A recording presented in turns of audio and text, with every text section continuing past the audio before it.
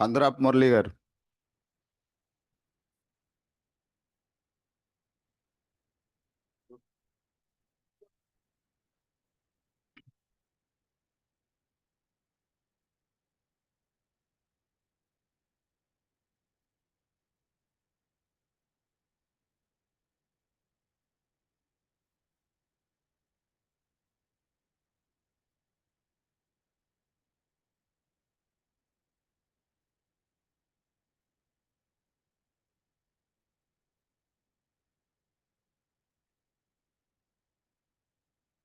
గౌరవనీయ చైర్మన్ గారు, అదే మాదిరి ఈ 3 డిస్కామ్ల నుంచి హాజరైనటువంటి సిఎండీలు గౌరవనీయులు శివశంకర్ గారు, అదే మాదిరి పుల్లారెడ్డి గారు, పృథ్వీ గారు ఆన్లైన్లో ఉన్నారు. వారికి, ఇక్కడ విచ్చేసినటువంటి అధికార యంత్రాంగానికి, ఇతర పెద్దలు, అబ్జెక్టర్స్ అందరికీ నేను సిపిఎం పార్టీ తరఫున ముందుగా నమస్కారాలు తెలియజేస్తున్నాను. ఈరోజు ఏఆర్ఆర్ ప్రతిపాదనలు 3 డిస్కామ్లు సమర్పించాయి.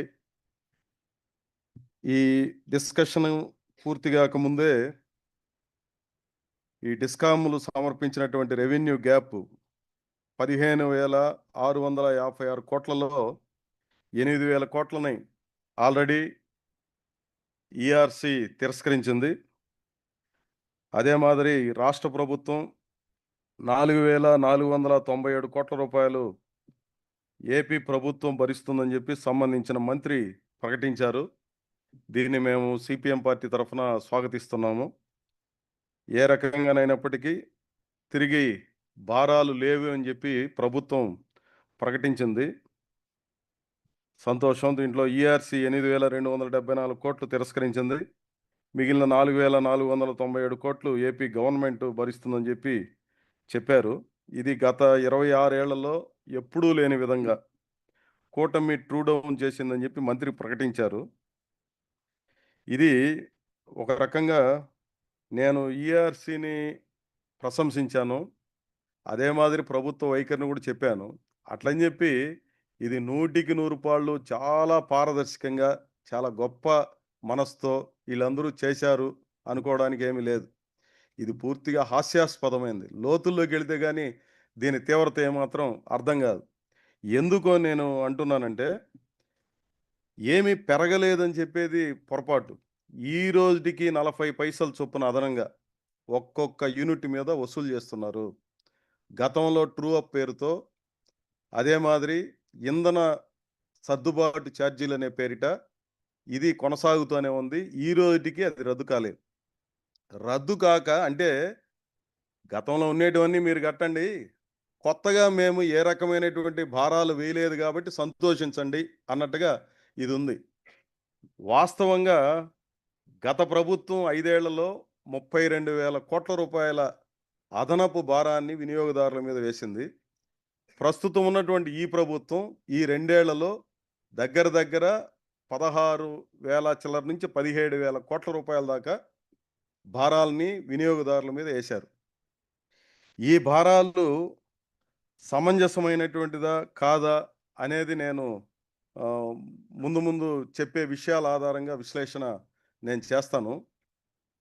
కానీ గత ప్రభుత్వం వసూలు చేసినటువంటి ఎలక్ట్రిసిటీ డ్యూటీని ఈ రోజుకి కంటిన్యూగా వసూలు చేస్తున్నారు. దాన్ని రద్దు చేయమని చెప్పి ఆ రోజు మేము మాట్లాడాం, ఈ రోజు మేము మాట్లాడుతున్నాం. ఇక్కడ నగిరి ప్రాంతంలో ఉన్నటువంటి ఈ మన పవర్ లూమ్ సెక్టార్లో ఉన్నటువంటి వాళ్ళకి రద్దు చేయమని చెప్పి పదే మేము రిక్వెస్ట్ చేసిన తర్వాత దాన్ని రద్దు చేశారు.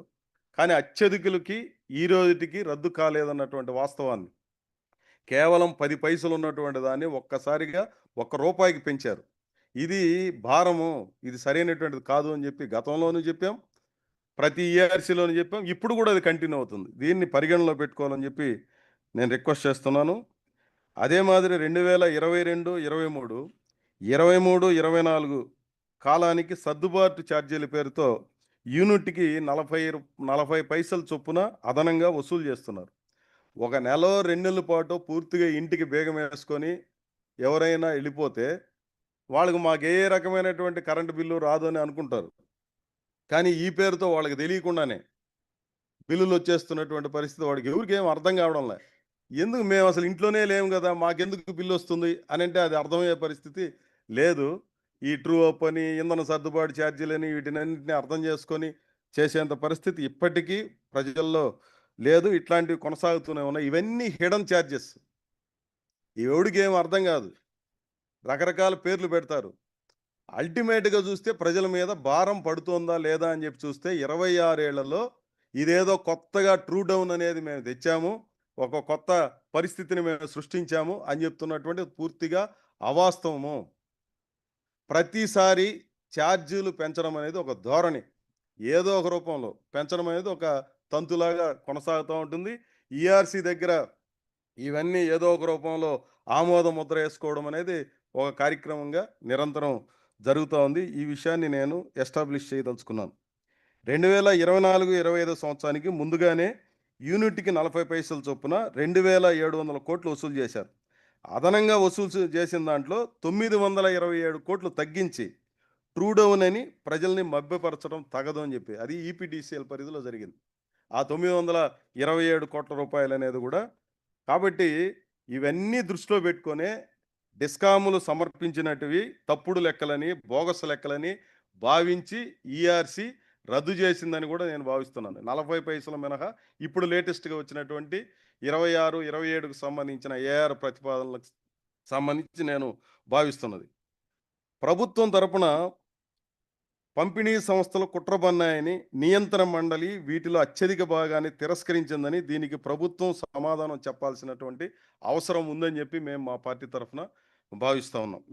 వాస్తవం ఇదిగాగా ఈ 26 ఏళ్లలో ఎప్పుడూ లేని విధంగా ట్రూ డౌన్ చేసిందని చెప్పి ప్రభుత్వం గాని, మంత్రులు గాని పదే పదే ఇది మాట్లాడడం అనేది సమంజసమైనటువంటిది కాదు.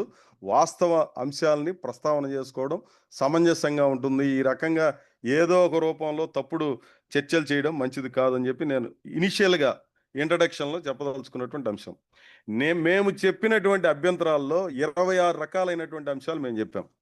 మొదటిదొచ్చి పవర్ సర్ప్లస్‌కి సంబంధించి. నేను ఒక్కొక్కటి అంతా మాట్లాడినా గాని కొన్ని విషయాలనైనా ప్రత్యేకంగా ప్రస్తావన చేస్తాను. పవర్ సర్ప్లస్ గురించి. సీజీఎస్ స్టేషన్స్ గురించి మేము చెప్పాం దాంట్లో. యాక్సిస్ ఎనర్జీకి సంబంధించిన ఇది ఇంప్లిమెంటేషన్‌లోకి ఈ ఏడాది రాదు. నెక్స్ట్ వస్తుందని చెప్పి ఆన్సర్‌లో చెప్పినారు. వీటికి సంబంధించిన ప్రస్తావన కూడా మేము చేస్తున్నాం. గోదావరి గ్యాస్ పవర్ ప్లాంట్‌కి సంబంధించి షార్ట్ టర్మ్ ప్రొక్యూర్‌మెంట్‌కి సంబంధించి, ఫ్రీ అగ్రికల్చర్‌కి సంబంధించి రివైజ్డ్ ఎస్టిమేట్స్ అబ్నార్మల్‌గా ఉన్నాయి అనే విషయాన్ని అదే మాదిరి renewable energy certificates short fall RCO compliance దీనికి సంబంధించి రెస్కో పీఎం కుసుమ్ దాంట్లో 2,93,587 పంప్ సెట్స్ దీనికి సంబంధించిన వివరాలను మేము ప్రస్తావన చేసినాం. పెన్షన్ బాండ్స్ గురించి, సోలార్ పంప్ సెట్స్ గురించి, బ్యాడ్ డెట్స్ గురించి, ఎలక్ట్రికల్ యాక్సిడెంట్స్ గురించి, సిటీయూఏఎల్ ట్రాన్స్మిషన్ ఛార్జెస్ ఇట్లా ఫిక్స్డ్ అండ్ వేరియబుల్ కాస్ట్‌కి సంబంధించిన దాంట్లో పవర్ ప్లాంట్స్, ఏపీ జెన్‌కో రిలేటెడ్‌గా ఉన్నటువంటి అంశాలు, సెంట్రల్ జనరేటింగ్ స్టేషన్స్‌కి సంబంధించి transmission and distribution costs increases by 10.98% and 24.9%కి సంబంధించిన అంశాలు. అదే మాదిరి peak and half peak TOD దీని గురించిన ఇప్పుడు ఇంత మునుపు సీఎండీలు మాట్లాడేటప్పుడు కూడా ప్రస్తావన చేశారు. Captive renewable energy T O D charges అదే మాదిరి demand charges. Solar P V manufacturing plant, R S T O, H D industrial tariff with voltage wise rebate, green power 2డి, బ్యాటరీ ఎనర్జీ స్టోరేజ్ సిస్టమ్స్‌కి సంబంధించి late payment surcharges, legal litigations, subsidy, arrears of C C bills. ఇట్లా 26 రకాలైనటువంటి అంశాలను మేము దీంట్లో ప్రస్తావన చేస్తున్నాం. ఇయన్నిటిని వివరించాలంటే ఈరోజు మొత్తం అబ్జెక్టర్స్ టైం అంతా కూడా నేనే తీసుకుంటే తప్ప సరిపోయే పరిస్థితి లేదు. కానీ వీటిలో కీలక అంశాలు కీ ఇష్యూస్‌ని మనం మాట్లాడాల్సినటువంటి అవసరం ఉంది. గౌరవ ఏపీఆర్‌సీ చైర్మన్ గారు నేను ఈ 26 ఏళ్ల కాలంలో ఒకే ఒక వ్యక్తి కూర్చొని వింటున్నది ఇదే ఫస్ట్ టైం. ఇది కూడా ప్రభుత్వ వైఫల్యంగా నేను భావిస్తున్నాను. ముగ్గురుండాలి టీము. ఒక మనిషి మీద అన్ని భారాలు ఏసేసి నీదే బాధ్యత అన్నట్టుగా ఈ రోజు దాకా ఎందుకు పోయినసారి అదే మాదిరి, అంత మునుపు అదే మాదిరి. ఇది ఒక ఇర్రెస్పాన్సిబుల్ ప్రభుత్వం యొక్క బాధ్యత రాహిత్యమైనటువంటి వైఖరికి ఇది కూడా ఒక నిదర్శనంగా నేను భావిస్తున్నాను. ఇక్కడ చాలా అంశాలను ప్రస్తావన చేస్తున్నాము. వీటిల్లో కేవలం లెక్కల్ని వెనకది ముందుకు, ముందుది వెనక్కు జరపడమో, లేదంటే డిస్కాములు పెట్టినటువంటి వాటిలో మార్పులు, చేర్పులు జరిపి కొన్ని తిరస్కరించడం, కొన్ని కలపడం, కొన్ని అనుమతులు ఇవ్వడమో కాదు. ఈ వ్యవస్థ, విద్యుత్ వ్యవస్థ ఒక సామాజిక బాధ్యతతో కూడుకున్నటువంటిది. ఇది దేశంలోనైనా, మన రాష్ట్రంలోనైనా అసలు ఎంతగా బంధం అంటే ప్రజలకి, విద్యుత్తు లేని జీవితాన్ని ఊహించుకోలేం. అంతటి సామాజిక బాధ్యతతో కూడుకున్నటువంటి ఈ రంగం పట్ల అనుసరిస్తున్నటువంటి ధోరణి, దీంట్లో జరుగుతున్నంత అవినీతి, విద్యుత్ రంగంలో ఈరోజు ఒక మాఫియా లాగా తయారైపోయింది. విద్యుత్ రంగంలో ఒక మాఫియా లాగా తయారైపోయినటువంటి పరిస్థితి 100కి 100 పాళ్ళు. ఇదేమి ఎవరు తిరస్కరించే పరిస్థితి లేదు. ఇక్కడ చెప్పకపోవచ్చు. ప్రైవేట్ డిస్కషన్స్‌లో లేదా రకరకాల సందర్భాల్లో దీన్ని అందరూ అంగీకరిస్తారు. కానీ ఈ వ్యవస్థను మాత్రం ఎక్కడ ప్రశ్నించలేనటువంటి పరిస్థితి, ఏ రకంగాను దీన్ని నియంత్రించలేనటువంటి ఒక దుస్థితి నెలకొనుంది. ఉదాహరణకి ఈరోజు ఇప్పుడు సెకీ విద్యుత్ ఒప్పందం ఈ